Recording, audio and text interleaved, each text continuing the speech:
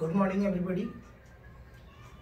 देखिए हम लोग अभी जो प्रीलिम्स के कोर्स के लिए हम लोग जो अभी हिस्ट्री पढ़ रहे हैं, तो आज हम एक इम्पॉर्टेंट टॉपिक आपका ले रहे हैं क्योंकि करंट अफेयर्स भी साथ में हमको करना है। तो ये टॉपिक एक ऐसा टॉपिक है जिसको बिल्कुल भी इग्नोर नहीं किया जा सकता है। तो इसलिए मैंने आज स्पेशली ये टॉपिक लिया है क्योंकि इंडिया रशिया का जो रिलेशन है, कल मैं आपको बीच में लेक्चर में बता रहा था, तो मैंने सोचा फिर ये टॉपिक भी अपडेट आपका होना चाहिए और इसके बारे में मुख्य परीक्षा या यूपीपीसीएस में इंटरनेशनल रिलेशन मतलब इंटरनेशनल अफेयर्स जो करंट अफेयर्स होता है उससे भी प्रश्न पूछे मतलब निबंध लिखने को आता है। तो इस प्रायोरिटी को देखते हुए मैंने सोचा कि इस टॉपिक को कंप्लीट किया जाए। तो आज का जो लेक्चर है, इस लेक्चर के जो पॉइंट्स हैं अगर आप एक बार आप लिख लेंगे और भविष्य के लिए आप अपने पास रखेंगे तो आपको फिर आगे कोई परेशानी नहीं होगी निबंध लिखने में या फिर आपको ऐसे लिखने में कोई दिक्कत नहीं होगी। और जब आप करंट अफेयर्स करेंगे तब तो आपको पढ़ना ही पड़ेगा टॉपिक। तो हम इसमें बहुत सारी इंफॉर्मेशन ऐसी होगी जो आपकी प्रीलिम्स एग्जामिनेशन के लिए इम्पोर्टेंट है। तो हम चलिए स्टार्ट करते हैं इस टॉपिक को। तो यहाँ पे देखिए हम जो टॉपिक स्टार्ट कर रहे हैं तो उसमें जो है इंडिया रशिया बायलैटरल रिलेशंस, ठीक है, ये टॉपिक है। भारत और रूस के जो संबंध हैं आज हम उनको देखने जा रहे हैं। और भारत और रूस के जो संबंध हैं, रिलेशन है, उसमें आप देखेंगे कि अभी जो हमारे प्रधानमंत्री हैं, तो हमारे भारत में हमारी जो फॉरेन पॉलिसी है या फिर अब तक की जो परंपरा है उसमें ये देखा गया है कि कभी भी कोई भी प्रधानमंत्री जब शपथ ग्रहण करता है तो वो हमेशा अपने पड़ोसी देशों की यात्रा करता है या नेबरिंग कंट्रीज को जो है विजिट करता है। लेकिन पहली बार ऐसा देखा गया कि हमारे जो प्रधानमंत्री हैं नरेंद्र मोदी जी साहब, तो इन्होंने जो है अपने शपथ ग्रहण के बाद तुरंत बाद जो है G7 जो कंट्रीज हैं, G7 कंट्रीज की जो मीटिंग हुआ है उसमें पार्टिसिपेट करने गए थे। लेकिन ये बायलैटरल रिलेशन द्विपक्षीय जो संबंध होते हैं ऐसी मीटिंग नहीं थी ये। तो बायलैटरल जो फर्स्ट विजिट हुआ है अपने थर्ड कार्यकाल में जो है ये रशिया का विजिट है। तो यहाँ पे हम क्या समझ रहे हैं, इस चीज के द्वारा हम क्या समझने की प्रयास कर रहे हैं, हम यहाँ पे ये समझने का प्रयास कर रहे हैं कि हमारी जो विदेश नीति है, हमारी फॉरेन पॉलिसी है, उस फॉरेन पॉलिसी में आप एक चेंज देख सकते हैं, एक परिवर्तन देख सकते हैं कि हम भले ही पूरी दुनिया के लोग पश्चिमी देश जो हैं वो भले ही रूस से खबा हों, परेशान हों, लेकिन भारत की जो विदेश नीति है उसमें आज भी रूस का जो है वो बहुत ही महत्व बना हुआ है, इम्पोर्टेंस, ठीक है। तो मतलब हम देखेंगे यहाँ पे पहले मैं इसको हिंदी में लिखा हुआ है लेकिन सेम चीज वही आगे इंग्लिश में भी है, तो आप अपने अपने मीडियम में इसको लिख सकते हैं। तो यहाँ पे हम देखेंगे कि रूस का दौरा किया है, तो यहाँ पे इसका पूरा का सार क्या है, इसका समरी क्या है। समरी इसका यही है कि जो हमारी विदेश नीति है उस विदेश नीति में एक चेंजेस आप फॉरेन पॉलिसी में देख सकते हैं और रशिया का इंपॉर्टेंस जो है वो आपको देखने को यहाँ पे मिल रहा है। मतलब ये बात ये समझाती है कि भारत जो है मॉस्को के लिए, नई दिल्ली जो है मॉस्को को कितना इंपॉर्टेंस देता है और भारत की विदेश नीति की जो प्राथमिकता है वो आपको यहाँ पे देखने को मिलती है। तो यहाँ पे वही बताया गया कि पीएम नरेंद्र मोदी जो है विजिटेड रशिया, ठीक है, in his first bilateral visit in his third term, and this is also the first time that the Indian Prime Minister Narendra Modi and the Russian President Vladimir Putin met in person after the Russian invasion of Ukraine in February 2022. The visit to Russia is a statement of the importance, देखिए आप यहाँ पे क्या लिखा है, importance New Delhi accords to its relationship with Moscow, ठीक है। मतलब हमारी जो फॉरेन पॉलिसी है वो कितना इंपॉर्टेंस रूस को दे रही है ये हमें यहाँ पे समझ में आ रहा है। अब सवाल यहाँ पे है कि यहाँ पे क्वेश्चन बन रहा है क्या कि 22वां भारत रूस वार्षिक शिखर सम्मेलन कहाँ हुआ, ठीक है। यहाँ पे प्रश्न बनेगा कि 22वां शिखर सम्मेलन जो है वो कहाँ पे हुआ। तो प्रीलिम्स के लिए इंपॉर्टेंट है, कहाँ पे हुआ, रूस में हुआ है 22वां शिखर सम्मेलन। देखिए भारत और रूस जो है वो क्या करते हैं, एनुअल समिट करते हैं, वार्षिक सम्मेलन करते हैं, वार्षिक एनुअली मिलते हैं। तो यहाँ पे आप देखेंगे कि जो एनुअली हुआ है ये 22 हुआ है भारत रूस वार्षिक शिखर सम्मेलन। अब एक चीज मैं और बता दूं आपको, आगे प्रीलिम्स के एग्जामिनेशन के लिए इंपॉर्टेंट है कि 23वां शिखर सम्मेलन कहाँ होगा, वो दिल्ली में होगा। दोनों चीजें आपको प्रीलिम्स के लिए ध्यान रखनी है। 22वां शिखर सम्मेलन रूस में हुआ है, लेकिन 23rd शिखर सम्मेलन जो आपका होगा ये आपका होगा नई दिल्ली में। हमारे प्रधानमंत्री जी ने क्या किया है, उनको इनवाइट किया।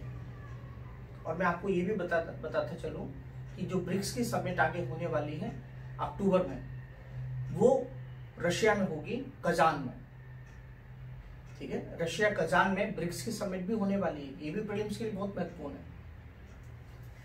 तो हमने यहाँ पे बहुत सारी जो पॉइंट्स हैं जो प्रीलिम्स के लिए इंपॉर्टेंट है वो आपके सामने रखे हैं, लेकिन हम जो समझने का प्रयास कर रहे हैं कि ये जो 22वां भारत रूस वार्षिक शिखर सम्मेलन हुआ है उसकी क्या विशेषताएं क्या है।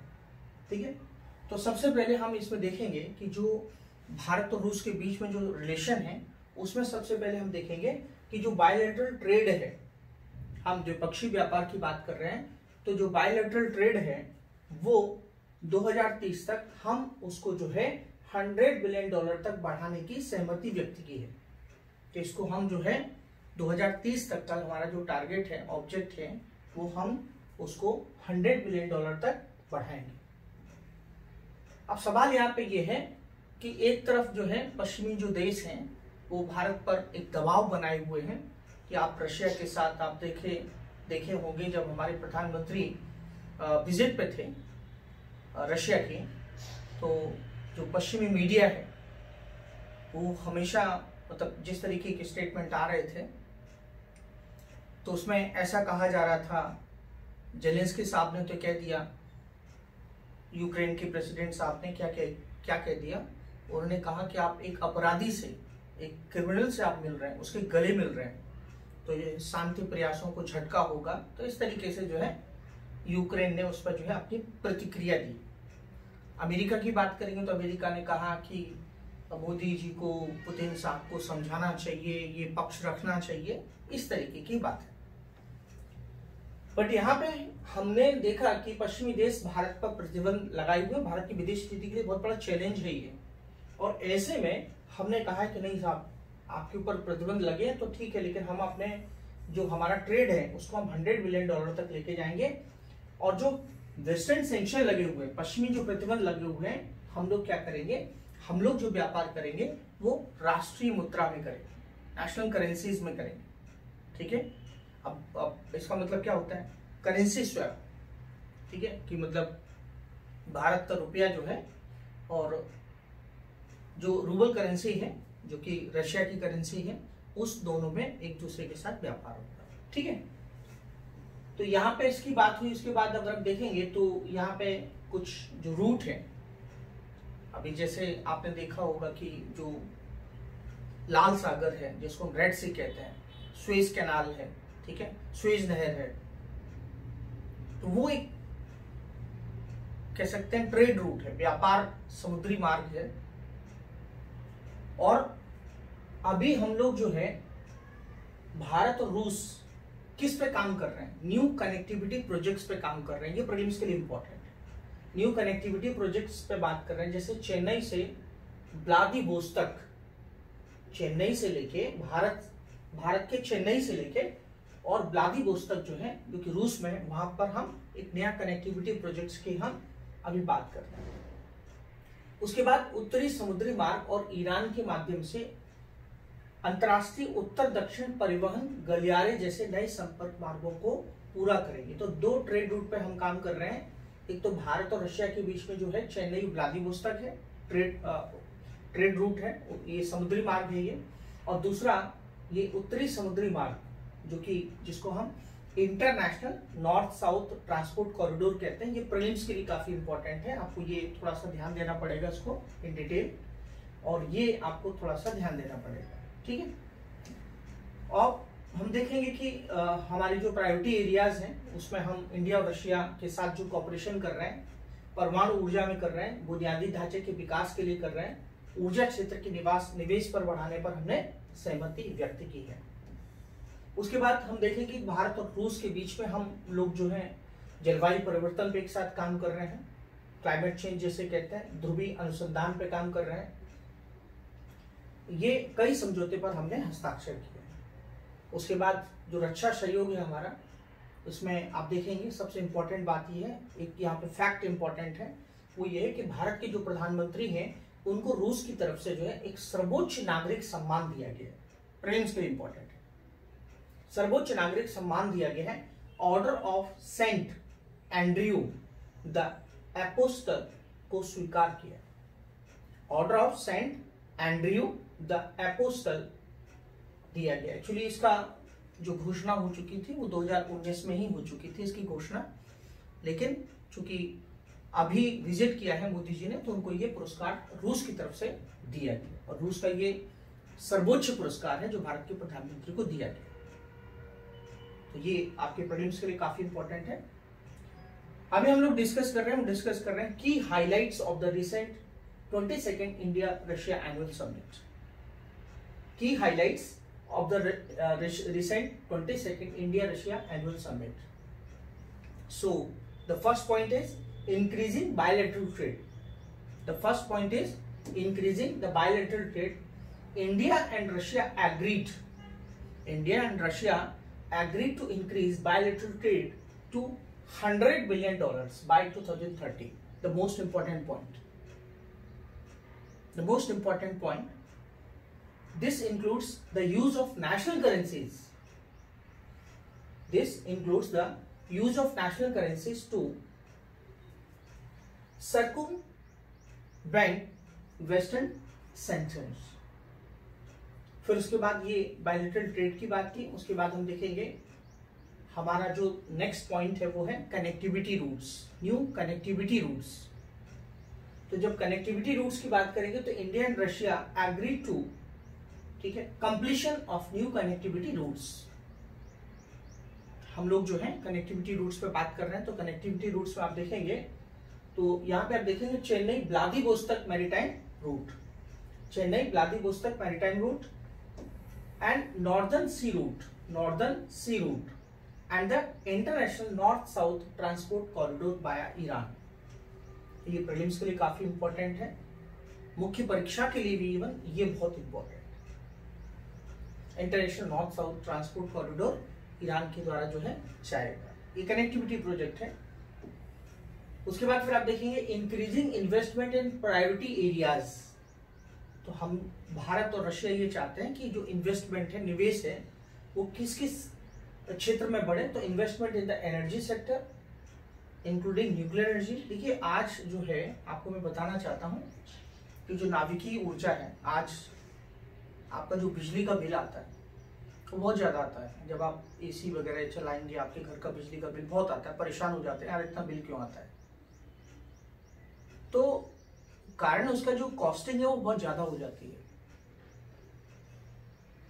और अगर ये न्यूक्लियर एनर्जी की जो हम बात कर रहे हैं, न्यूक्लियर एनर्जी ये जो प्रोजेक्ट्स से सबसे बड़ा फायदा ये होगा कि हमारी जो इलेक्ट्रिसिटी की जो कॉस्टिंग है वो काफी कम हो जाएगी। तो आज रशिया एक ऐसा देश है, रूस जो है, जो हमें न्यूक्लियर एनर्जी में हमें काफी क्या कर रहा है, सहयोग कर रहा है। हम और भी चर्चा करेंगे कि रूस हमारा जो है टाइम टेस्टेड फ्रेंड रहा है। कभी भी हमारे ऊपर कोई भी संकट आया है, कोई भी परेशानी आई है, तो रशिया ने हमेशा हमारा सपोर्ट किया है। तो हम ऐसे व्यक्ति को कैसे भूल सकते हैं? क्या आपको मेरी बात समझ में आ रही है? हम ऐसे व्यक्ति को, हेलो, आप लोग कनेक्टेड हैं क्या? Hello hello. तो यहां पे हम देखेंगे, इस चीज को हम समझेंगे कि रूस हमारा जो है टाइम टेस्टेड फ्रेंड रहा है। थोड़ा सा लगता है मुझे बीच में थोड़ा सा कनेक्टिविटी का इश्यू हो गया था, तो अभी आप लोग सुन पा रहे हैं ना मुझे सभी लोग? ठीक है, तो यहाँ पे आप देखेंगे कि जो न्यूक्लियर एनर्जी है, राइट, नाभिकीय ऊर्जा है, वहां पे हम एक दूसरे को सहयोग कर रहे हैं, इंफ्रास्ट्रक्चर डेवलपमेंट, तो जो आधारभूत जो विकास है उसके बारे में भी हम सहयोग कर रहे हैं, ये थोड़ा सा ज्यादा इंपॉर्टेंट है। उसके बाद आप देखेंगे कि हम लोग जो मेमोरेंडम ऑफ अंडरस्टैंडिंग जो है, जो इंस्टीट्यूशंस है, जो हम लोग एक दूसरे को हमारे जो इंस्टीट्यूशंस हैं वो कौन कौन से क्षेत्र में एक दूसरे को सहयोग कर रहे हैं, तो इसमें हम देखेंगे तो जो जलवायु परिवर्तन है, उसके बाद पोलर रिसर्च है, ठीक है, उसके बाद ये फार्मास्यूटिकल है, ठीक है, फार्मास्यूटिकल है, लीगल आर्बिट्रेशन भी लिख सकते हैं, लीगल आर्बिट्रेशन भी लिख सकते हैं, फार्मास्यूटिकल, तो ये पॉइंट जो है आप थोड़ा ध्यान रखिएगा। डिफेंस कॉर्पोरेशन की बात करेंगे तो डिफेंस कॉर्पोरेशन में तो मैं आपको बताना चाहता हूं कि डिफेंस कॉर्पोरेशन में रशिया जो है भारत के लिए एक कह सकते हैं डिफेंस सप्लायर रहा है।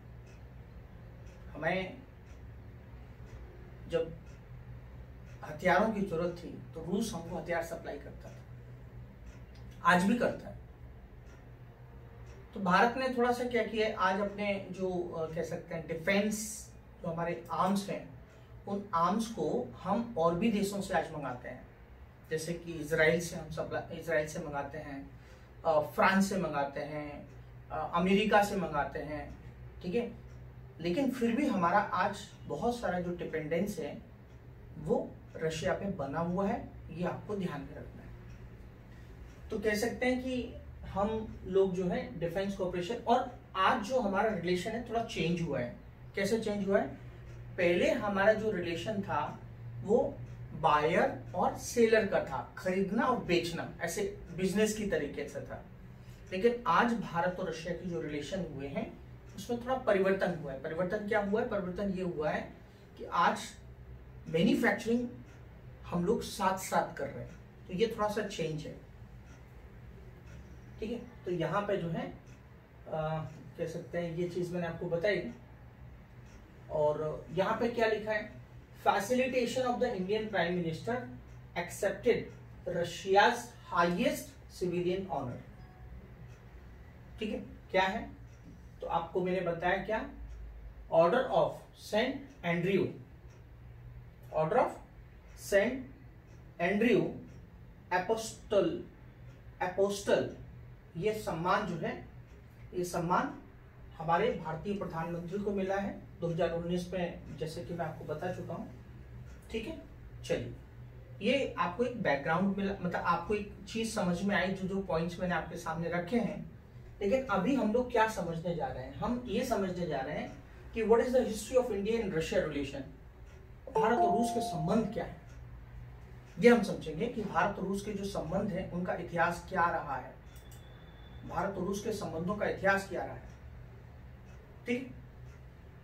उसके बाद हम ये जानने की कोशिश करेंगे कि कौन कौन से एरियाज हैं जो दोनों के बीच में कॉपरेशन एरियाज हैं, सहयोग क्षेत्र है दोनों के बीच में। उसके बाद हम देखेंगे कि भारत और रूस के जो संबंध हैं उनका क्या महत्व है, उनका सिग्निफिकेंस क्या है।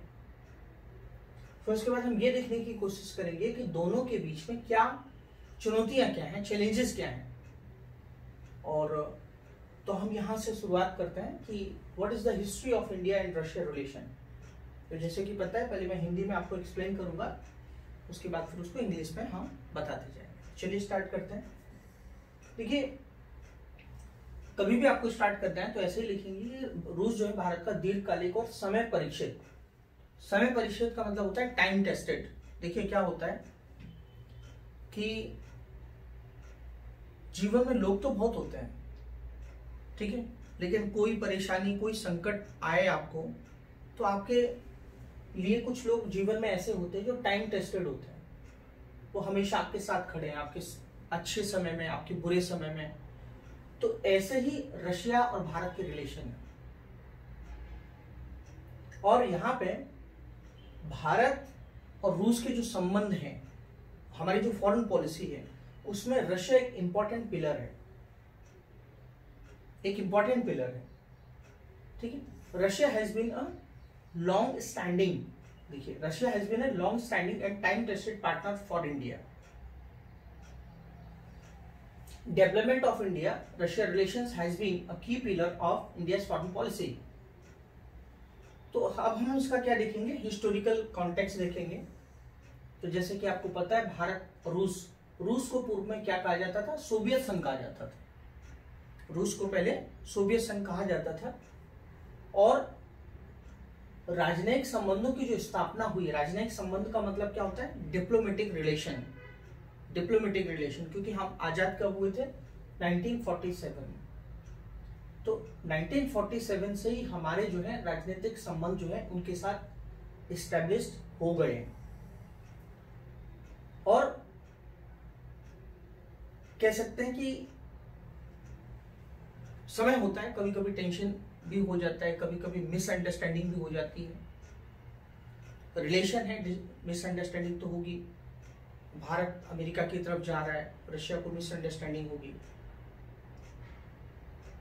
लेकिन यही तो आपके कैरेक्टर होता है, आपका चरित्र होता है, जिसमें आप की एक कह सकते हैं कि आपका एक टैलेंट है, ऐसे बोल सकते हैं, टैलेंट है कि आप चीजों को कैसे भी मैनेज करें, कि ताकि सामने वाले को ट्रस्ट बना रहे।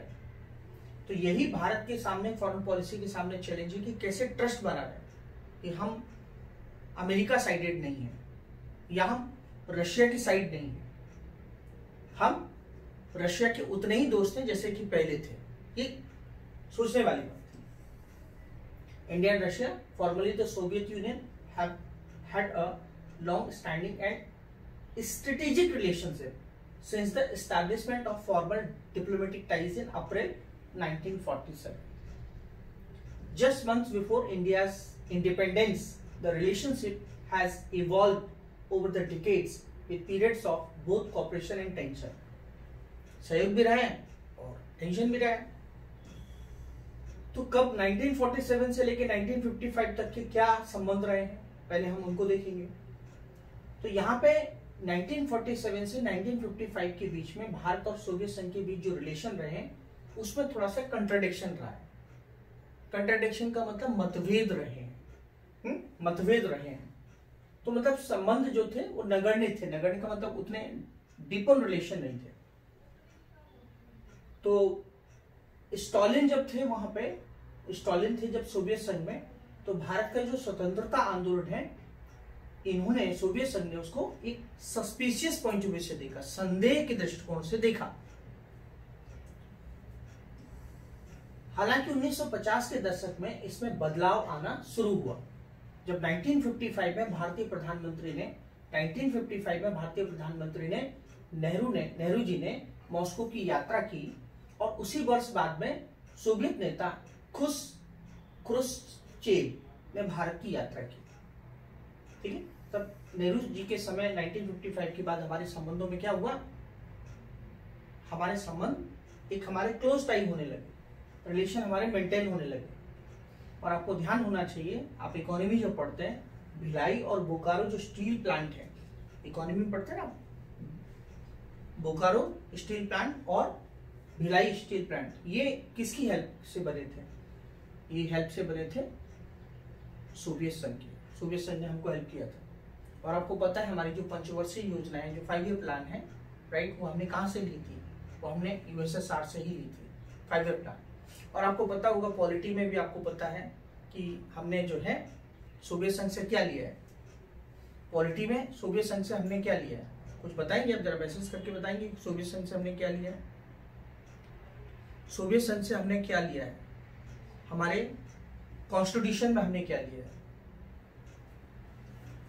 आपको पता होना चाहिए, इसलिए मैं आपसे पूछ रहा हूँ। हमने सोवियत संघ से कौन से प्रोविजन लिए जब हमने हमारा संविधान बनाया। हमने 5 ईयर प्लान तो ले लिए, वो तो हमने बता दिया आपको कि पंचवर्षीय योजना की जो हमें आइडिया मिला वो वहीं से मिला कि किस तरीके से सोवियत संघ ने अपना विकास किया था, उसी तरीके से भारत को भी विकास करना चाहिए।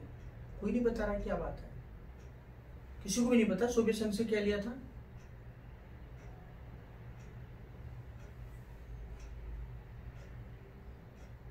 फंडामेंटल राइट कहां से लिए, ये तो पता होगा। फंडामेंटल ड्यूटीज कहाँ से लिए, ये तो पता होगा। आप सोचो ना जरा, मैं आपको आइडिया तो दे ही रहा हूँ।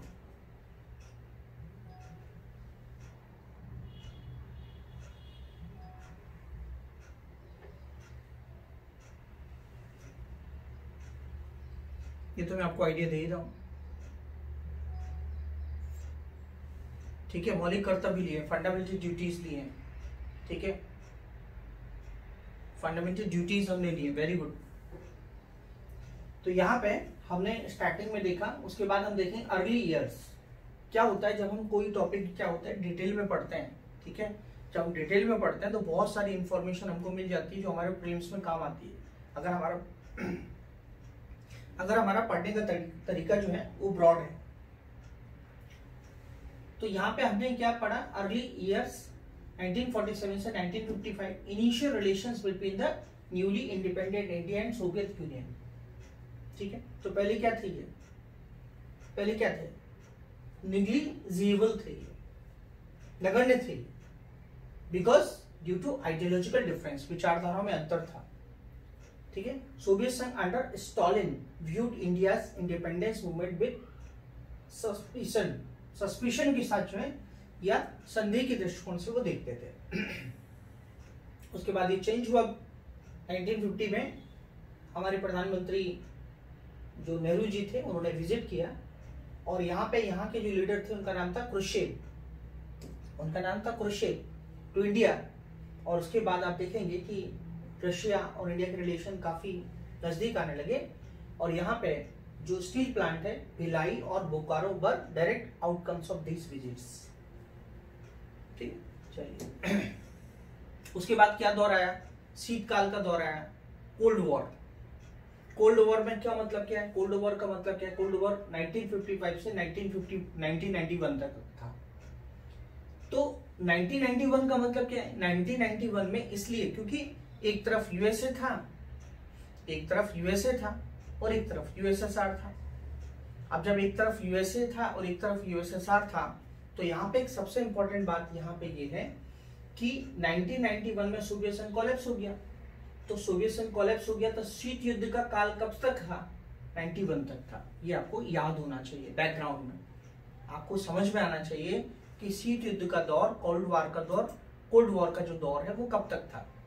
कोल्ड वॉर का मतलब क्या होता है, कोल्ड वॉर का मतलब ये होता है कि जब कोई दो देश होते हैं कोल्ड वॉर के दौरान जो है, अब ये कोई युद्ध नहीं है, इन दोनों के बीच में प्रतिस्पर्धा थी, कंपटीशन था कि पूरी दुनिया के देश या तो यूएसएसआर के फेवर में जाएं या फिर यूएसए के फेवर में जाएं। तो ये जो दौर है ये 91 तक चला और जैसे ही सोवियत संघ कोलैप्स हुआ तो ये कोल्ड वॉर खत्म हो गया। जैसे कि मैं आपको बताना चाहता हूं कि इस समय जो है एक नया कोल्ड वॉर चल रहा है, नया कोल्ड वॉर आज भी चल रहा है, न्यू कोल्ड वॉर। तो आप देखेंगे आज कोल्ड वॉर कैसे चल रहा है, एक लोग रशिया के गुट में शामिल हो रहे हैं, ठीक है, और कुछ लोग अमेरिका के गुट में शामिल हो रहे हैं। तो ये एक समय है, ठीक है, ये एक एरा है किस चीज का, एक नए कोल्ड वॉर का। इसमें भारत की पोजीशन क्या है, उस समय की पोजीशन भारत की क्या थी, उस समय की भारत की पोजीशन नेम की थी, नॉन अलाइनमेंट, हम किसी के साथ अलाइन नहीं होंगे, किसी के साथ जुड़ेंगे नहीं।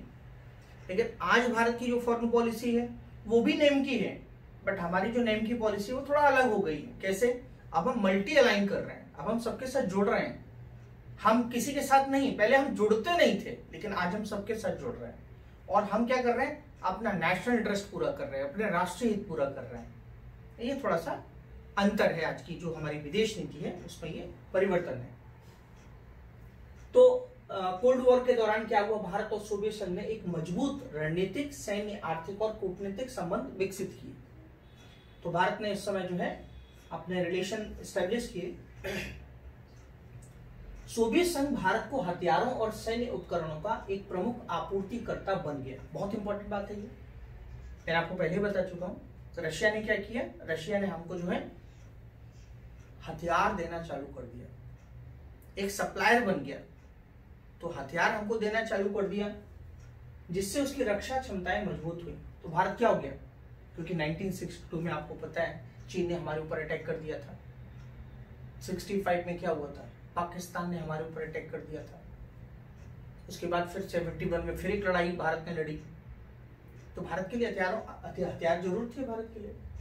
तो यहाँ पे आप देखो 1962 के चीन भारत युद्ध और 1971 के भारत पाक युद्ध में रूस ने एक बहुत ही इंपॉर्टेंट रोल प्ले किया है। ध्यान रखिएगा, भारत पाकिस्तान के बीच में जब युद्ध हुआ था तो रशिया ही एक ऐसा देश था जिसने मध्यस्थता की भूमिका निभाई, एक मीडिएटर के रूप में सामने आया, वो रशिया ही था। Cold war era, India and the Soviet Union developed a strong strategic military, economic and diplomatic relationship during the Cold War। ठीक है, तो ये कोल्ड वॉर के दौरान भारत के रिलेशन जो है सोवियत संघ के साथ बने। Soviet union became a major supplier of arms and military equipment to India। The Soviet Union became a major supplier of arms and military equipment of India to India, strengthening its defense capabilities. It played a crucial role in various conflicts, including the 1962 China-India War and the Indo-Pakistan War। और ये इतिहास है जो आपको जानना चाहिए। भारत और रूस के बीच में एक संधि होती है दोस्ती की, और वो होती है 1971 में। भारत और रूस के बीच में एक फ्रेंडशिप जो स्टार्ट हुई है वो 1971 में हुई है, शांति मैत्री और सहयोग की संधि, ये ध्यान रखना है। 1971 का साल जो था उसमें भारत और रशिया के बीच में जो है एक फ्रेंडशिप ट्रीटी होती है। अब यहाँ पे सवाल यहाँ पे ये कि जो फ्रेंडशिप ट्रीटी थी वो क्या थी। इसमें किसी भी देश के लिए खतरा होने की स्थिति में आपसी परामर्श के लिए सुरक्षा प्रावधान शामिल था कि कहीं भी अगर कोई हमारे लिए सिक्योरिटी थ्रेट होगा तो हम एक दूसरे से क्या करेंगे, कंसल्टेशन करेंगे। सिक्योरिटी कंसल्टेशन के प्रोविजन थे। और उसके बाद फिर आप देखेंगे 91 के बाद थोड़ा सा भारत और सोवियत संघ के जो रिलेशन है, चूंकि ग्लोबल सिनेरियो जो है काफी चेंज हो रहा था, ऐसे में भारत और रूस के संबंध कमजोर हो गए। The treaty of peace, friendship and cooperation signed in 1971 was a key milestone in India-Russia relations. It included a security provision for mutual consultations in the event of a threat to either country। ठीक है, 1971 का friendship India Russia के साथ हुआ है।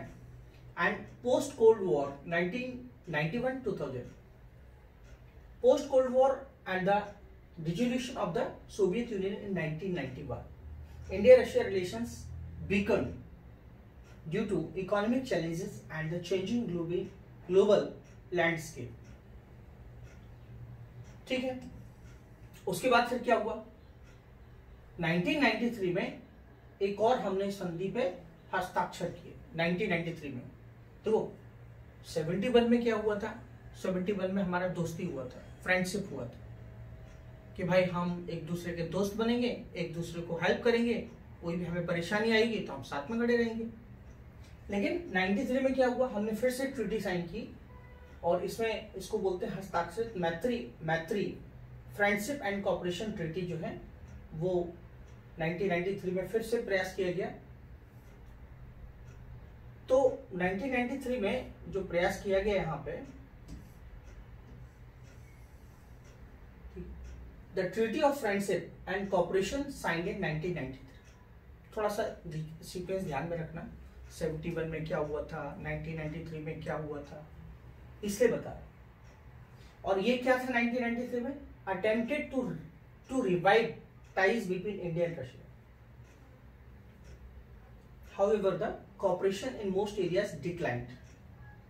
चलिए अब हम यहाँ पे देखेंगे, ये जो इतिहास है हमारे लिए बहुत इंपॉर्टेंट है। उसके बाद एक रणनीतिक भागीदारी, रणनीतिक साझेदारी का चरण आया।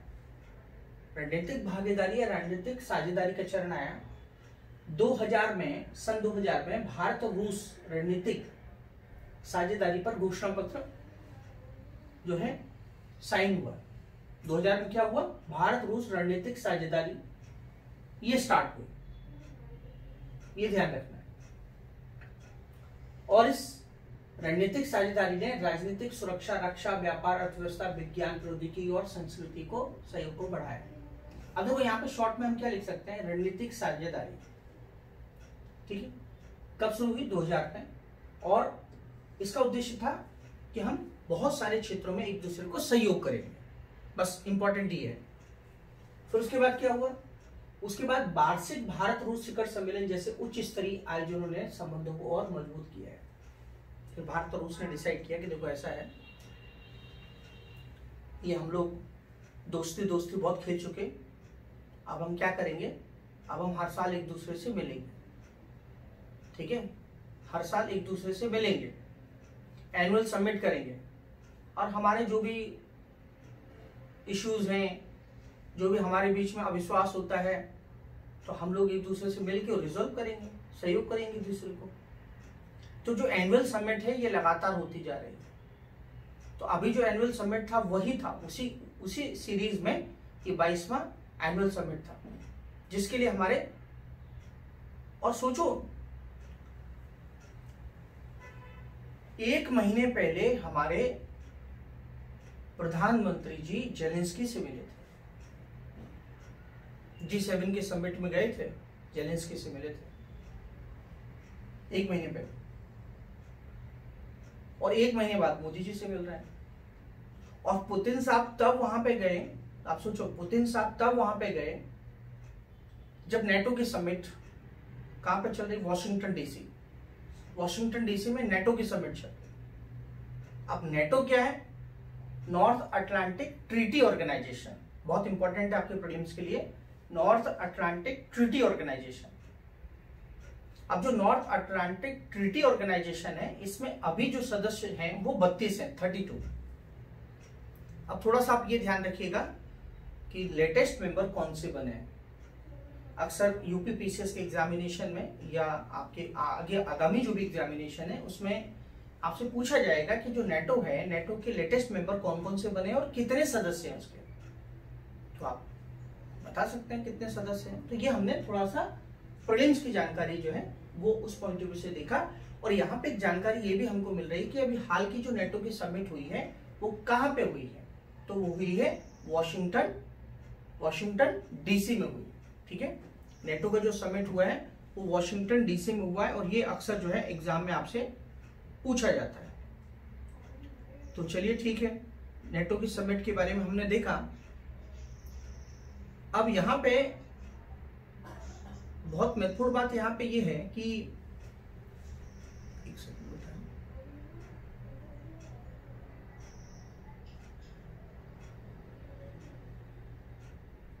अब यहाँ पे आप देखेंगे कि जो स्ट्रेटेजिक पार्टनरशिप हुआ है, स्ट्रेटेजिक जो पार्टनरशिप हुआ है ये 2000 में स्टार्ट हुआ, declaration of the India Russia strategic partnership, बस इतना ध्यान रखिएगा, ठीक है, ये ध्यान रखिएगा।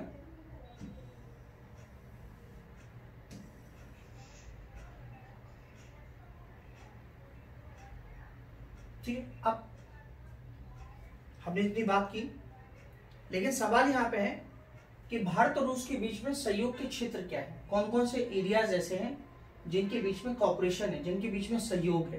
तो हमारा एक नया हेडिंग क्या है भी, भारत और रूस के बीच में सहयोग के क्षेत्र। भारत और रूस के बीच में सहयोग के क्षेत्र की कौन कौन से क्षेत्र है जहां पर हम एक दूसरे को कॉपरेशन करेंगे। तो पहला है भू राजनीतिक सहयोग, जियोपॉलिटिकल कॉपरेशन। यहाँ पे जियोपॉलिटिकल कॉपरेशन है, और यहाँ पे आप देखेंगे कि भारत बहुत सारे जो है कह सकते हैं कि जैसे ब्रिक्स हो गया, ब्रिक्स जो ऑर्गेनाइजेशन है, ठीक है, जिसमें ब्राजील, रशिया, इंडिया, चाइना, ठीक है, और साउथ अफ्रीका, तो ये सब जो है कंट्रीज ब्रिक्स में है। तो यहाँ पे भी भारत इसमें भी शामिल है, हम एक दूसरे के साथ यहाँ भी मिलते हैं। उसके बाद फिर हम एससीओ में मिलते हैं, एससीओ में भी हम साथ में हैं। उसके बाद हम G20 में भी साथ में हैं, और हम यूनाइटेड नेशन में भी साथ में। तो हमें कहाँ कहाँ मौका मिलता है कि जहां हम रशिया के साथ बात कर सके। तो एक तो पर्सनल हो गया साहब कि मोदी जी ने बोला है, अभी मोदी जी ने बोला है, धन्यवाद किया पुतिन साहब को, पुतिन साहब बहुत बहुत धन्यवाद, आपने हमको समय दिया, ठीक है, आपने हमको दाचा में बुलाया। अब दाचा क्या होता है? दाचा एक ऐसी जगह होती है, जैसे मान लिया आप अपने घर में रहते हैं, तो आप अपने घर में रहते हैं तो कोई गेस्ट आएगा आपका, तो आप अपने घर में रखेंगे। लेकिन एक होता है प्राइवेट, जैसे हम फार्म हाउस कहते हैं। तो कभी कभी क्या होता है, हम दोस्तों के साथ फार्म हाउस पे जाते हैं, वहाँ पे पार्टी सेलिब्रेट करते हैं, बर्थडे मनाते हैं। तो वैसे ही दाचा जो होता है, जो दाचा जो है, ये दाचा जो है ये एक ऐसी जगह होती है, एक तरीके से फार्म हाउस होता है। दाचा जो है एक ऐसी जगह होती है जो फार्म हाउस होता है। तो पुतिन साहब ने जो है अपने दाचा में बुलाया था। अब दाचा में बुलाया, और सोचिए कि हमारे प्रधानमंत्री को कितना उन्होंने जो है, हमारे प्राइम मिनिस्टर को उन्होंने कितना रिस्पेक्ट दिया।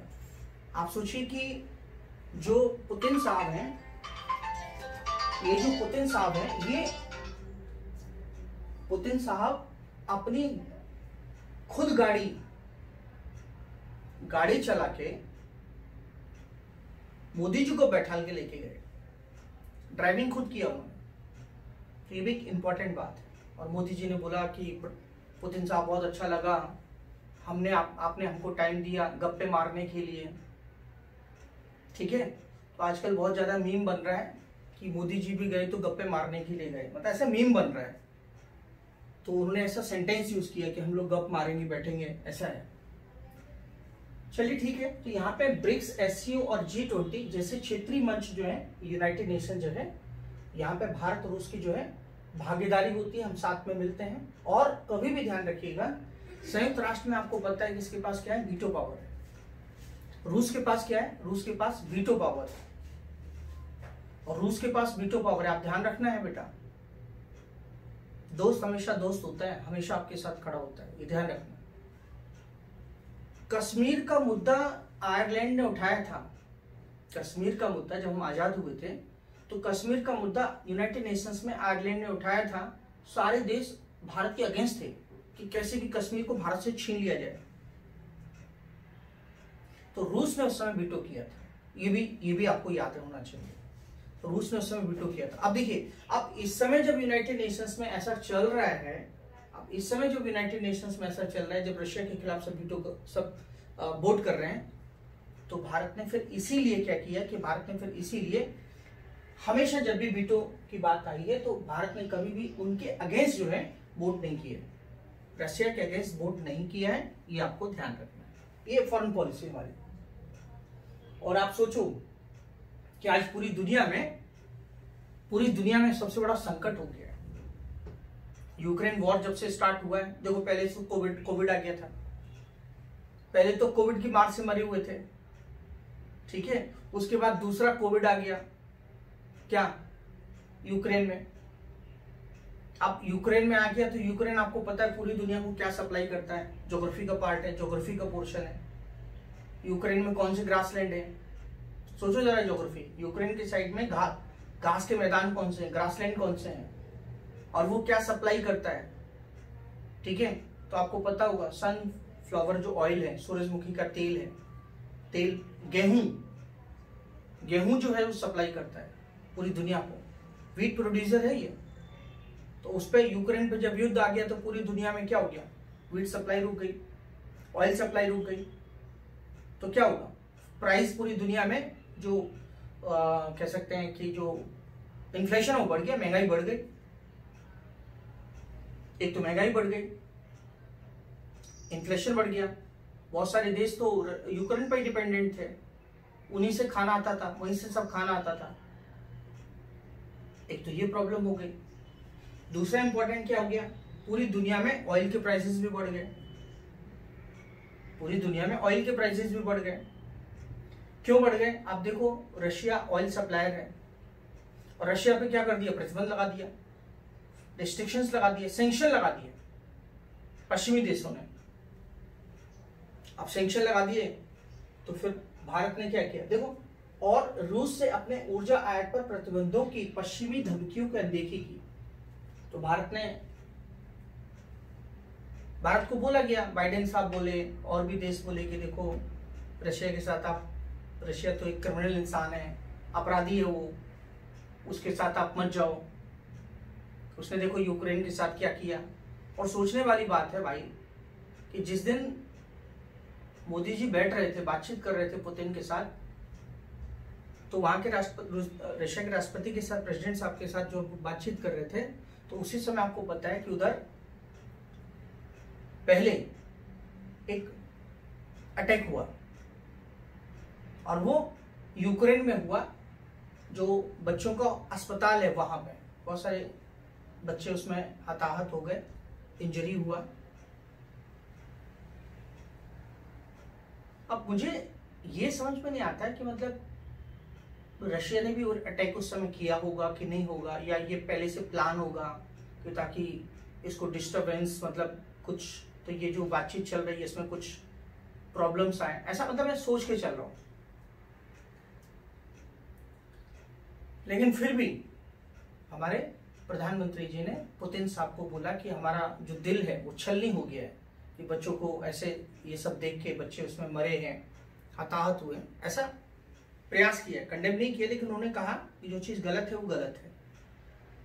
ठीक है, यहाँ पे फिर हमने क्या किया, यहाँ पे अपने ऊर्जा आयात पर क्या किया, अपने ऊर्जा आयात पर जो प्रतिबंध लगाए थे, प्रतिबंध होने के बावजूद भी हमने क्या किया, प्रतिबंध होने के बावजूद भी हमने क्या किया, ऑयल वहां से खरीदा, क्योंकि सस्ते दामों पे हमको मिल रहा था। अब भारत ने देखो क्या किया, भारत ने वहां से ऑयल तो खरीदा, अब भारत ऑयल बेचने भी लग गया। ठीक है, भारत को एक तो सस्ते दामों पे मिल रहा है, ये उसके लिए अच्छा हो गया, कम प्राइस में मिल रहा है। दूसरा, भारत ने क्या किया, उसको फिर से रिफाइन करके दूसरे देशों को सप्लाई करने लग गया, बेचने भी लग गया, तो भारत को डबल फायदा हो गया। ठीक है, भारत को डबल फायदा हो गया। और सवाल यहां पे है कि मैंने आपको बताया था, एक होता है एक ध्रुवीय विश्व, ठीक है, जिसमें एक ही पावर रहता है, एक ही शक्ति रहती है, और एक होता है वो होता है बाइपोलर। बाइपोलर का मतलब होता है दो शक्तियां जहां पे होती हैं, तो और एक ऐसा होता है जहां पे बहुत सारी शक्तियां होती हैं। तो आज का जो विश्व है वो कैसा है, आज का जो विश्व है वो किसका फेवर है, बहुध्रुवीय विश्व व्यवस्था की स्थापना के पक्षधर है। इस समय कौन सी व्यवस्था चल रही है, बहुध्रुवीय व्यवस्था चल रही है, जिसमें दुनिया में शक्ति के केंद्र बहुत सारे देश हैं, तो बहुध्रुवीय विश्व व्यवस्था की स्थापना के पक्षधर है। ठीक है, अब यहां पे सवाल ये है कि रशिया का इंपॉर्टेंस क्या है, रशिया का सिग्निफिकेंस क्या है। मल्टीपोलर वर्ल्ड के लिए रशिया का बहुत सिग्निफिकेंस है, ध्यान रखिएगा। दोनों ही इसी फेवर में है दोनों। और आपको पता है कि रशिया में अभी आतंकवादी हमला हुआ था, भारत में भी आतंकवादी हमला हुआ कठुआ में। तो दोनों देश जो हैं एक दूसरे के साथ क्या कर रहे हैं, सहयोग कर रहे हैं, किस क्षेत्र में, टेररिज्म के लिए। ये तो हमने बात की किसकी, ये हमने बात की अभी जियो पॉलिटिकल कॉपरेशन की बात की है। अभी हम डिफेंस कॉपरेशन की बात करेंगे। डिफेंस कॉपरेशन में हम देखेंगे, तो आपको ध्यान रखना है, कभी भी आपको लिखना है तो आप बता सकते हैं। भारत, रूस जो है भारत का एक क्या है, जो हमारे वेपन्स हैं, हमारे जो हथियार हैं और जो रक्षा उपकरण है उसको सप्लाई करता है, जो मैं पहले बता चुका हूं। उसके बाद आर्मी जो हार्डवेयर होता है, प्रौद्योगिकी जो है वो हमें देता है। भारत में जो T-90 टैंक है, सुखोई 30 है, MKI विमानों का लाइसेंस प्राप्त उत्पादन, और उसके बाद S-400 ट्राइम्फ मोबाइल शहर मोबाइल, इसको लिखा है वो ट्रांसलेशन गलत है इसमें। S-400 क्या है, missile system. S-400 missile system जो है वो किससे लिए, रशिया से लिए। ये जो मिसाइल है सतह से हवा में मार करने वाली मिसाइल प्रणाली है। तो भारत का कहां कहां कॉपरेशन है, एक बड़ा न्यूक्लियस, बड़ा जो है क्या है, डिफेंस सप्लायर है। ठीक है, उसके बाद आप देखेंगे T-90, सुखोई 30, उसके बाद फिर आप देखेंगे कि S-400 मिसाइल सिस्टम, और मेक इन इंडिया के तहत भारत में AK-203 राइफल का उत्पादन हो रहा है। मेक इन इंडिया के तहत भारत में AK-203 राइफलों का उत्पादन हो रहा है। इंडो रूस राइफल प्राइवेट लिमिटेड की स्थापना हुई है इसके उत्पादन के लिए, AK-203 के लिए। बहुत इंपॉर्टेंट है ये। उन्होंने पूछा कि भारत और रूस के रक्षा संबंधों के बारे में आप जो है लिखिए, तब बता सकते हैं, ये पॉइंट्स आप रेज कर सकते हैं।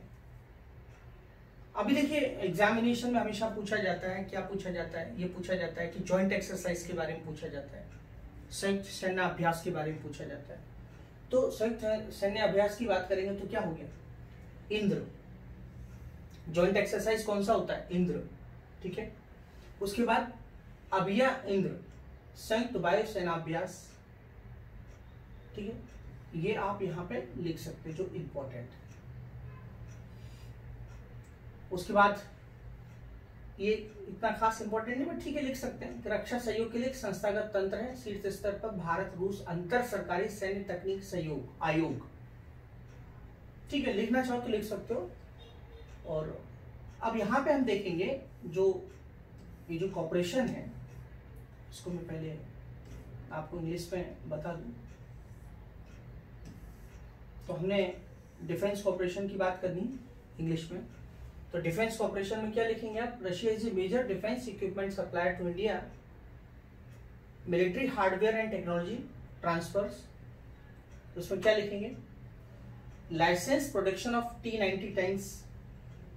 लाइसेंस प्रोडक्शन मैंने आपको क्या बताया, पहले हमारे जो रिलेशन थे वो कैसे थे, पहले हमारे जो रिलेशन थे वो रिलेशन थे सेलर एंड बायर के। अभी हम क्या कर रहे हैं, साथ में प्रोडक्शन कर रहे हैं। देखो licence production of T-90 tanks and, ठीक है, सुखोई जो MKI एयरक्राफ्ट है,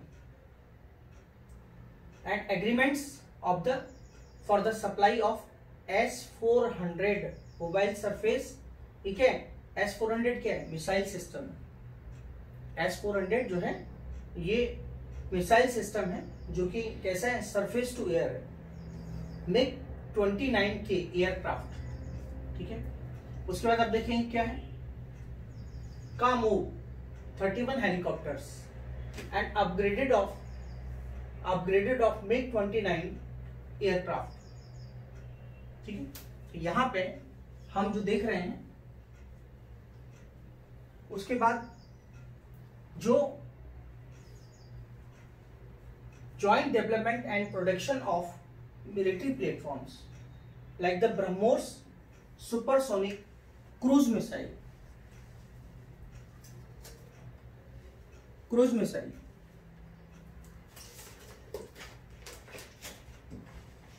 ठीक है। उसके बाद आगे हम देखेंगे, यहाँ पे आप देखेंगे जो हम बता रहे थे आपको,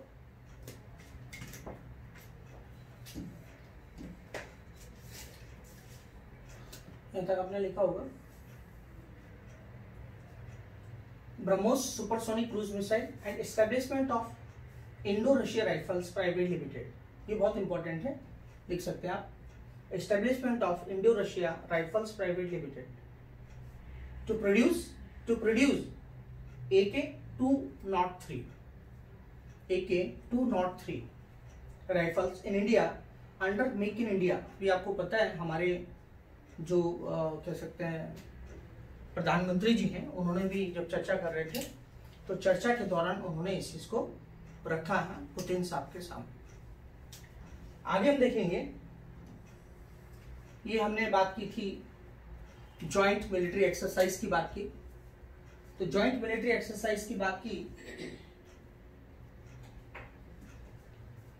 जॉइंट मिलिट्री एक्सरसाइज की बात की तो ट्राई सर्विस मिलिट्री एक्सरसाइज क्या है, इंद्र, ठीक है। जॉइंट मिलिट्री एक्सरसाइज जो है tri service military exercise Indra. उसके बाद Avia Indra joint air force exercise, तो ये जॉइंट मिलिट्री एक्सरसाइज पूछी जाती है, इंद्र किसके बीच में है, तो थोड़ा सा याद रखना है, भारत और रूस के बीच में। तो आपको ये ध्यान रखना पड़ेगा, वैसे तो आप फैक्ट्स रखते हैं, इंडिया इंडोनेशिया के बीच में कौन सा है, सिंगापुर के बीच में कौन सा है, मालाबार एक्सरसाइज किसके बीच में है, तो ऐसे करके अगर आप याद रखेंगे तो आपके लिए अच्छा होगा। इसीलिए तो कहते हैं जो बच्चे मेंस 2-3 बार दे देते हैं ना, 1 बार 2 बार, उनको फिर प्रीलिम्स की तैयारी नहीं करनी पड़ती है। क्यों नहीं करनी पड़ती है? उनके बेसिक कॉन्सेप्ट बहुत मजबूत होते हैं, उनको बहुत सारी चीज़ें पहले से ही पता होती है, उनको वो चीज़ें पहले से ही पता होती है। समझ रहे हैं मेरी बात को आप? ये ब्रॉड अंडरस्टैंडिंग में आप पढ़ रहे हैं। और वैसे आप ऐसे भी कर सकते हैं, एक पेज पर नोट कर सकते हैं जॉइंट एक्सरसाइज किस किस के बीच में होती है, तो आप रट्टा मारेंगे बस, बाकी कुछ नहीं। उसके बाद फिर आप देखेंगे इंस्टीट्यूशनल मैकेनिज्म क्या है। तो इंस्टीट्यूशनल मैकेनिज्म क्या है डिफेंस के बीच में? तो establishment of India Russia inter governmental commission on military technical cooperation, ठीक है, ये इंस्टीट्यूशनल मैकेनिज्म है। ऐसा नहीं कि हमेशा पुतिन साहब ही जाके मिलेंगे, मोदी जी ही जाके मिलेंगे, ऐसा नहीं है। और एक चीज ध्यान रखिए, भारत और रूस के बीच में 2+2 डायलॉग भी होता है। 2+2 डायलॉग, तो 2+2 डायलॉग क्या होता है, ये भी आपके प्रीलिम्स के लिए इंपॉर्टेंट है। 2+2 डायलॉग का मतलब हमारे जो विदेश मंत्री होते हैं, हमारे जो रक्षा मंत्री होते हैं, दोनों देशों के जब एक साथ मिलते हैं, बातचीत करते हैं, तो उसे हम 2+2 डायलॉग कहते हैं। 2+2 डायलॉग कहते हैं। बात समझ में आई आपको? 2+2 डायलॉग क्या होता है? 2+2 डायलॉग जो हमारे डिफेंस मिनिस्टर और डिफेंस मिनिस्टर के साथ साथ हमारे जो है जो फॉरेन अफेयर्स मिनिस्टर होते हैं, दोनों एक साथ मिलते हैं, तो हम 2+2 डायलॉग कहते हैं दोनों देशों के। तो ऐसा हमारा भारत और रूस के साथ हो रहा है, भारत अमेरिका के साथ हो रहा है, भारत जापान के साथ हो रहा है, 2+2 मैकेनिज्म। अब यहाँ पे हम बात करेंगे इकोनॉमिक कोऑपरेशन की बात करें, यहाँ पे हम आर्थिक सहयोग की बात कर रहे हैं। तो जब हम आर्थिक सहयोग की बात करें, ये बहुत इंपॉर्टेंट है आपके प्रीलिम्स के लिए, ठीक है। इसको पहले मैं हिंदी में दिखाता हूँ आपको।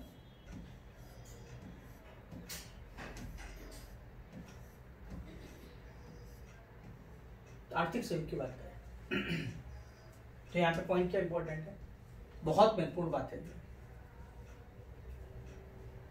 व्यापार और निवेश, भारत और रूस के बीच द्विपक्षीय व्यापार लगभग $65 बिलियन का है। बहुत हाईलाइट हो रहा है इस समय, बहुत ही इंपॉर्टेंट है, न्यूज़पेपर में लगातार बना हुआ है। भारत और रूस के बीच में व्यापार कितना है? 65 बिलियन डॉलर का है, 65 बिलियन डॉलर का है भारत और रूस के बीच में बायलैटरल ट्रेड।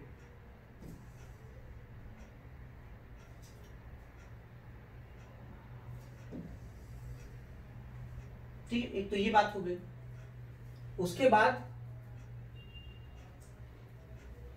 2021 और 2025 के लिए सुदूर पूर्व में सहयोग के लिए रूस और भारत, सुदूर पूर्व मतलब फार ईस्ट, फार ईस्ट इंग्लिश में क्या बोलेंगे, फार ईस्ट में सहयोग के लिए हम लोग जो है एक दूसरे को सहयोग कर रहे हैं। फार ईस्ट, अभी हम समझाएंगे आपको फार ईस्ट क्या है। और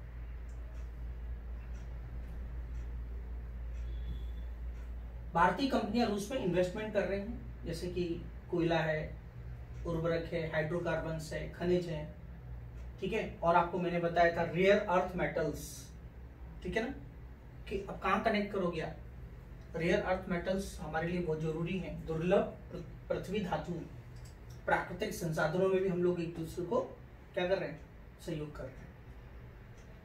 और आपको पता है फर्टिलाइजर्स बहुत इंपॉर्टेंट होते हैं हमारे किसानों के लिए। तो अभी फर्टिलाइजर्स हमारे कहां से आते हैं, रशिया से। तो यहां पे आप देखेंगे कि ठीक है, पहले हम इसकी बात कर लेते हैं। वहां पे एक बैंक है, हमारी जो बैंक है एसबीआई, हमारी जो बैंक है एसबीआई है, उनकी है बीटीवी, इनके बीच में सहयोग की बात चल रही है, एसबीआई और बीटीवी।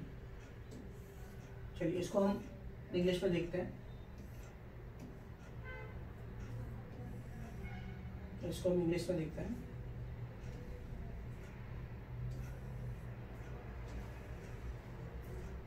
ठीक है, trade and investment, the bilateral trade between India and Russia stands at around 65 billion. 65 billion. India's imports of Russian crude at discount has surged in after the invasion of Ukraine, led to the oil sanctioned by the US and Europe. Cooperation in the Russian Far East. Bharat क्या कर रहा है? Russia के सुदूर पूर्व में, Russia के सुदूर पूर्व में भारत क्या कर रहा है? भारत सहयोग कर रहा है। India provides financial and personal assistance. Bharat इस क्षेत्र के विकास के लिए भारत उनको पैसा भी दे रहा है और अपनी व्यक्तिगत जो है सहायता भी दे रहा है। क्योंकि यहाँ पे क्या है, सबसे इंपॉर्टेंट बात है, यहाँ पे जनसंख्या कम है, सुदूर पूर्व में जनसंख्या कम है, रिसोर्सेज बहुत ज्यादा है, यहाँ संसाधन बहुत ज्यादा है यहाँ पे। ठीक है, एक चीज ध्यान रखना। तो हमारा प्रोग्राम है सहयोग फार ईस्ट के लिए 2021-25 के लिए, और हमारे नीति आयोग है और वहां के रशिया की जो ministry of development of the far east है उनके बीच में कह सकते हैं समझौता हुआ है। उसके बाद हम देखेंगे कि हम दोनों के बीच में जो नेचुरल रिसोर्सेस, जो Indian companies invest in Russia specially natural resources, Bharat की जो कंपनियां हैं वहां पे प्राकृतिक संसाधनों में क्या कर रहे हैं, निवेश कर रहे हैं, जैसे कि कोल हो गया, फर्टिलाइजर्स हो गया, हाइड्रोकार्बन्स हो गया, मिनरल्स हो गया एंड रेयर अर्थ मेटल्स। ठीक है, बैंकिंग एंड फाइनेंशियल लिंक्स तो मैंने अभी आपको बताया कि हम लोग क्या करेंगे, रूबल और रुपये में ट्रेड करेंगे।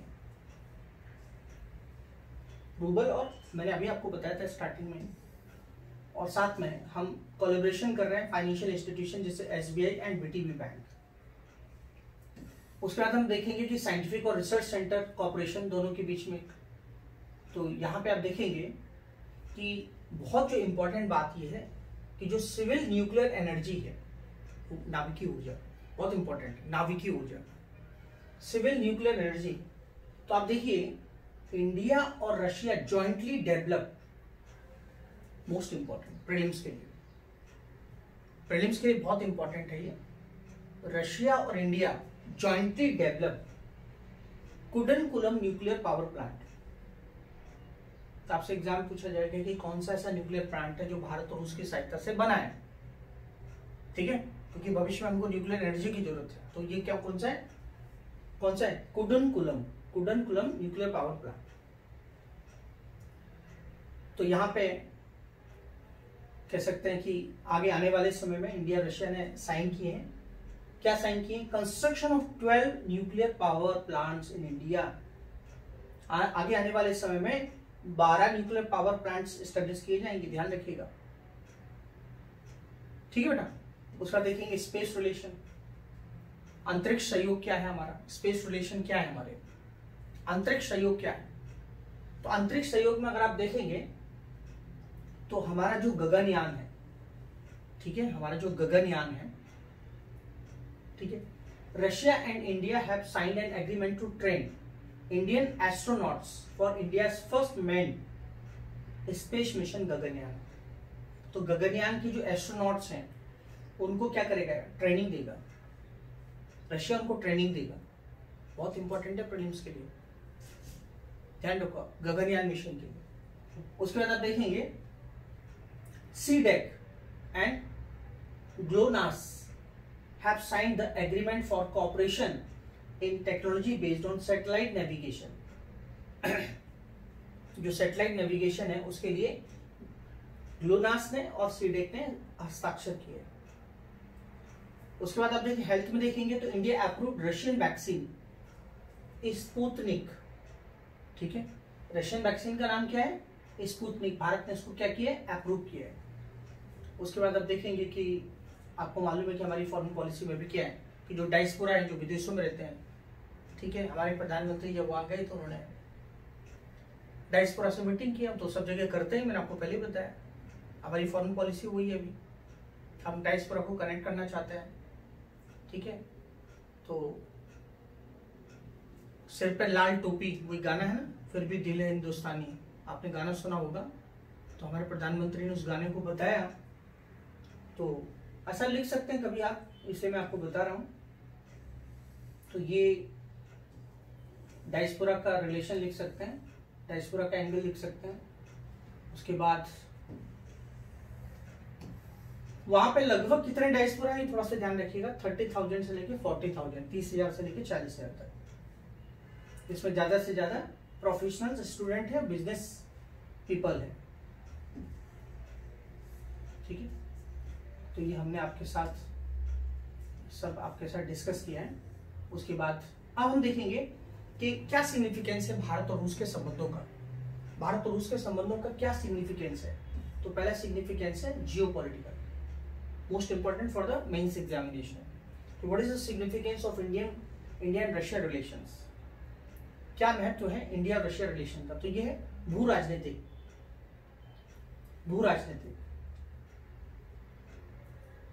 strategic partnership with India holds a lot of geopolitical importance for India. उसके बाद देखेंगे Russian support on critical issues. दूसरा इंपॉर्टेंट क्या है, हम लोग एक दूसरे से कैसे जुड़े हैं? जियोपॉलिटिकल रूप से जुड़े हैं। जियोपॉलिटिकल पॉइंट ऑफ व्यू से बहुत इंपॉर्टेंट है, इंपॉर्टेंस है। Russia supports on critical issues, जैसे कि हमें परमानेंट सीट चाहिए संयुक्त राष्ट्र में, रशिया का सपोर्ट है, यस। तो पहला पॉइंट आपने ये लिख दिया। दूसरा आप देखेंगे कश्मीर का जो मुद्दा है, ठीक है, कश्मीर का जो मुद्दा है जो हमेशा उठाता रहता है, हमारे दुश्मन हमेशा उठाते रहते हैं, तो रशिया हमेशा हमें सपोर्ट करता है उस चीज पर। और एक सबसे इंपॉर्टेंट बात है, देखो मैंने आपको क्या बताया, हमारे मोबाइल की लिस्ट में एक ऐसा इंसान होना चाहिए जिससे हम अपनी परेशानी बता सकें। तो अगर हमारे सामने कोई भी परेशानी है, किसके मामले में? चाइना के मामले में। पड़ोसी हमारा चाइना है, पड़ोसी हमारा चाइना, और चाइना की आंखें हमेशा कैसे रहती हैं? लाल रहती हैं। वो कब क्या 1962 में उसने अटैक कर दिया हमारे ऊपर, हमारी जमीन पे कब्जा कर लिया, और अभी भी वो जो है सबके साथ लड़ाई झगड़ा करता रहता है, उसकी आदत है, सबके साथ उसके टेंशन है। शायद ही कोई देश ऐसा होगा जिसके साथ उसके टेंशन नहीं है। तो भारत अपने, देखो भारत प्रयास तो कर रहा है, कोशिश तो कर रहा है चाइना को काउंटर करने के लिए, डिप्लोमेटिक तरीके से है, डिफेंस के पॉइंट ऑफ व्यू से, हर तरीके से भारत सिक्योर है। लेकिन फिर भी हमारा एक दोस्त है, वो ऐसा होना चाहिए जो चाइना को क्या करे? काउंटर बैलेंस करे। तो Russia can help, Russia China को बैलेंस कर सकता है, इसलिए भी उसका इंपॉर्टेंस है, ठीक है। डिफेंस के लिए तो इंपॉर्टेंट है ही है। Sorry, Russia still remains a critical defense supplier for India with 60 to 70% of India's defense equipment. आज भी सप्लायर बना हुआ है डिफेंस का, ध्यान रखिएगा। रशिया पे हम बहुत ज्यादा डिपेंडेंट है आज भी। आप देख सकते हैं, वैसे तो हमने आपको बताया कि भारत ने यूएस, फ्रांस इन सब से तो डाइवर्सिफाई किया है, लेकिन फिर भी जो है आज भी रशिया का इंपॉर्टेंस। उसके बाद इकोनॉमिक पॉइंट ऑफ व्यू से देखेंगे तो रशियन ऑयल जो हमको डिस्काउंट में मिल रहा है, ये हमारे लिए फायदा है। डिस्काउंट ऑयल मिल रहा है, अगर हम गल्फ कंट्री से मंगाएंगे तो बहुत कॉस्टली देते हो, बहुत ही महंगा जो है वो ये देते हैं। तो अभी हम देखेंगे आगे, तो उसमें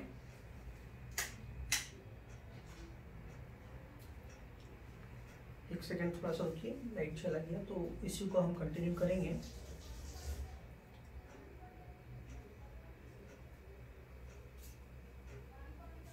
थोड़ा सा पेशेंस रखें आप।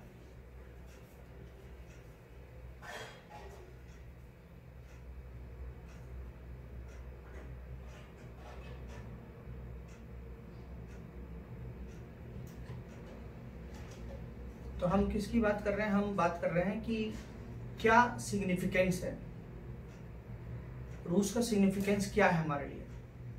तो पॉइंट्स आपको ध्यान रखने हैं कि क्या क्या सिग्निफिकेंस है, और ये हमेशा मेंस एग्जामिनेशन में अगर आपको हेडिंग्स याद रहती हैं तो आप उसको आसानी से लिख सकते हैं। अगर मेंस एग्जामिनेशन में आपको हेडिंग्स याद है तो हमेशा प्रयास ये कीजिए कि जब हम मेंस के लिए लिखते हैं या पढ़ते हैं, ठीक है, मेंस के लिए लिखते हैं पढ़ते हैं, तो हमें अगर पॉइंट्स पहले से पता है तो हम प्रीलिम्स के क्वेश्चन तो कर ही सकते हैं, मेंस के क्वेश्चन भी हम आराम से कर सकते हैं। तो जियोपॉलिटिकल कोऑपरेशन के बारे में बताया, जियोपॉलिटिकल कोऑपरेशन क्या है। दूसरा बात इंपॉर्टेंट परमानेंट सीट के बारे में बताया, उसका महत्व है। उसके बाद आज मैंने आपको बताया मल्टीपोलर जो वर्ल्ड है, जिसकी मैं पहले बात कर चुका हूँ, मल्टीपोलर जो वर्ल्ड है, जो बहुध्रुवी विश्व व्यवस्था है, उसके लिए भी बहुत इंपॉर्टेंट है। दूसरी बात टेररिज्म का जो पॉइंट है, टेररिज्म का पॉइंट लिख सकते हैं, आतंकवाद का पॉइंट लिख सकते हैं कि आतंकवाद से निपटने के लिए भी हमारा कह सकते हैं बहुत महत्वपूर्ण है ये। डिफेंस की बात की, डिफेंस के लिए काफी हमारे लिए इंपॉर्टेंट है, डिफेंस सप्लायर के लिए इंपॉर्टेंट है। तो उसके इंपॉर्टेंस के बारे में, सिग्निफिकेंस के बारे में जब आपको लिखने के लिए आता है तो आप यही पॉइंट्स जो हैं वो आप रेज करेंगे, जो मैंने आपके साथ यहाँ पे डिस्कस किए हैं। उसके बाद आप देखेंगे कि आज हम बार्गेनिंग क्यों कर सकते हैं, सौदेबाजी क्यों कर सकते हैं अमेरिका से, बिकॉज ऑफ रशिया। आज यूरोप और अमेरिका जो है भारत के पीछे लगे हुए हैं, क्यों? Because of Russia. तो रशिया के साथ एक सबसे खास बात यह है कि भारत को जो नेशनल इंटरेस्ट है, जो स्ट्रेटेजिक जो बैलेंस बनाना है, स्ट्रेटेजिक जो बैलेंस बनाना है, उसके लिए भी बहुत इंपॉर्टेंट है। और ध्यान रखना है, ये जो नेटो है ना, ये एक मिलिट्री अलायंस है, सैन्य गठबंधन है, और इसका भी 75वीं वर्षगांठ है। इसकी अभी 75वीं वर्षगांठ है, जो वाशिंगटन डीसी में जो है, इसी को सेलिब्रेट कर रहे हैं ये लोग। तो मैंने आपको बताया सिग्निफिकेंस क्या है। तो चाइना को काउंटर बैलेंस करने के लिए है, डिफेंस के लिए है। दूसरी बात, मैंने इकोनॉमी के पॉइंट ऑफ व्यू से आप देखेंगे तो इकोनॉमी पॉइंट ऑफ व्यू से आप ऑयल के बारे में लिख सकते हैं। उसके बाद भारत ये चाहता है कि फ्री ट्रेड एग्रीमेंट चाहता है, मुक्त व्यापार समझौता चाहता है। किसके साथ? Eurasian economic union, Eurasian economic union, जो कि नेतृत्व जो करता है इसका रशिया करता है।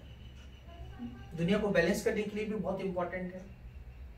और अगर आप देखेंगे तो यहाँ पे एक सबसे इंपॉर्टेंट आपके सामने क्वेश्चन आएगा, क्वेश्चन ये आएगा चैलेंजेस क्या है।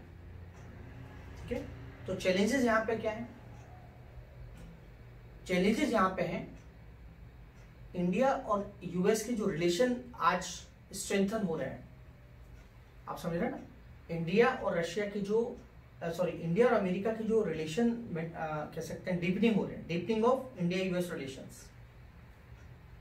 तो उनमें जो मजबूती आ रही है, तो उसको कहीं ना कहीं जो रशिया शक के दृष्टिकोण से देखता है। The India US relations is rapidly deepening, specially in the defence sector. तो आपको पता है इंडिया यूएस के बीच में न्यूक्लियर डील हुआ है 2008 में, और इस समय US emerging as the top arms supplier to India by overtaking Russia. ये भी चैलेंज है।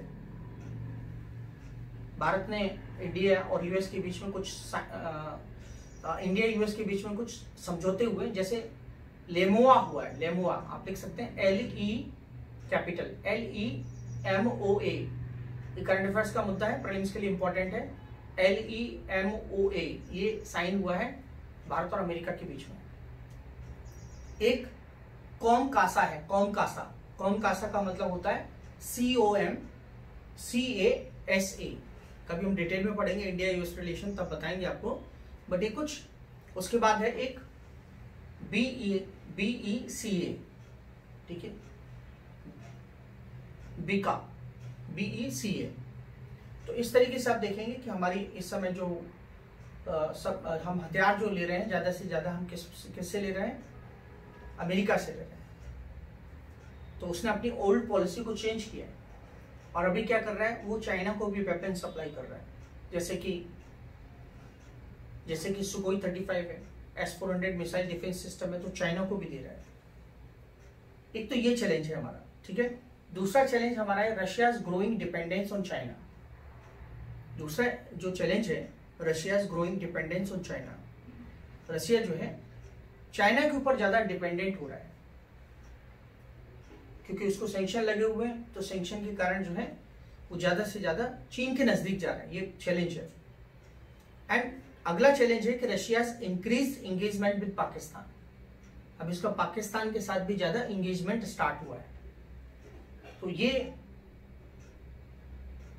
बहुत ही महत्वपूर्ण बात है, क्योंकि अगर रशिया, चाइना और पाकिस्तान का एक्सेस बन जाता है तो ये भारत के नेशनल इंटरेस्ट के लिए सही नहीं होगा।